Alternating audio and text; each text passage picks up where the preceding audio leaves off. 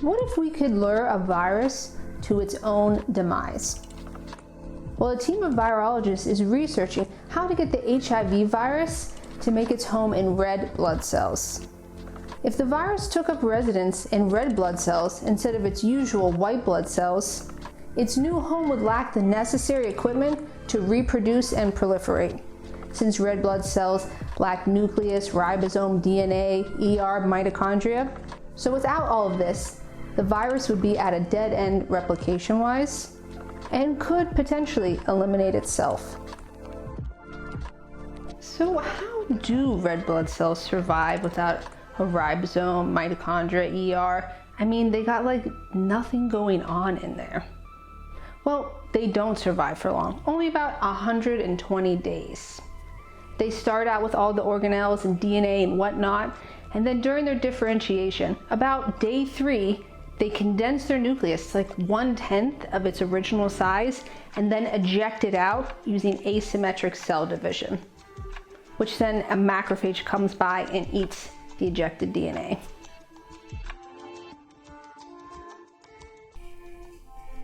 Also, if you're thinking about how birds have nucleated red blood cells, well, this is true.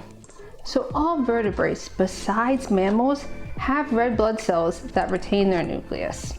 However, it's not functional. So they do the same condensing step, they just skip the part where they toss out the nucleus. But in general, red blood cells condense or remove their nucleus so that they can most effectively serve their role as oxygen transporters, whether it is by getting rid of the nucleus to make room for more hemoglobin, and also to maximize the surface area to volume ratio. So when I said all other vertebrates besides mammals have a nucleus in the red blood cells, well, that wasn't true. So there's a group of fish that don't even have red blood cells, the Channicthidae, or more easily called icefish.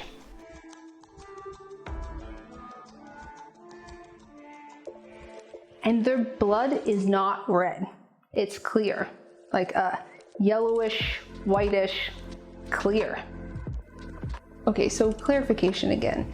Maybe technically these fish do have red blood cells, they're just not red, and there's barely like any of them, and they don't do anything.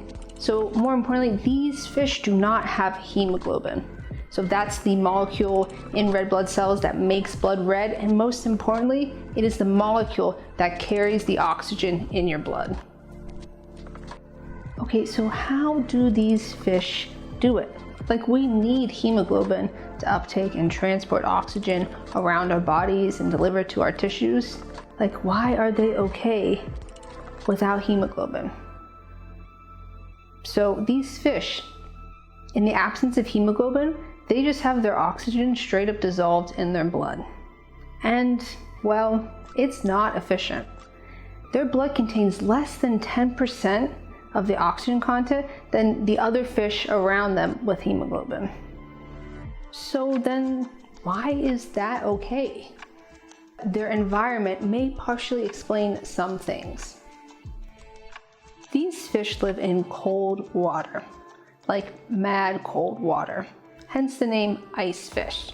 So we're talking in areas around the Antarctic and temperatures around -2 degrees Celsius.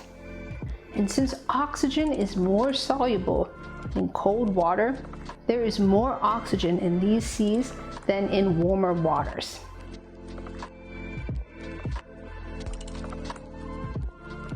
But this doesn't explain everything, because there are fish that live in these same waters that have hemoglobin and red blood cells. So yeah.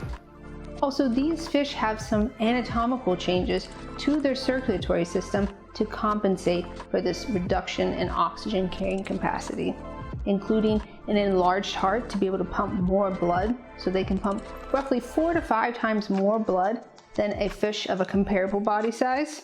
And they also have enlarged capillaries for enhanced blood flow. Okay, wild. So why? Well, That's kind of a hard question to answer, and it's still a bit of a mystery, but we do know that these fish lost their hemoglobin over time because we can find non-functional remnants of one of the two hemoglobin genes left in their DNA. So yes, back to that original clarification, all vertebrates besides mammals and icefish and whatever is left to be discovered have nucleated red blood cells.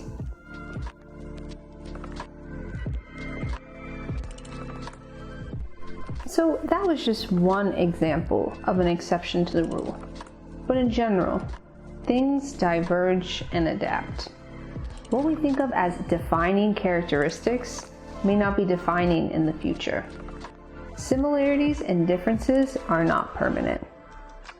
Categories hold no intrinsic meaning, and nature does not follow our conventions. And with that, thanks for watching.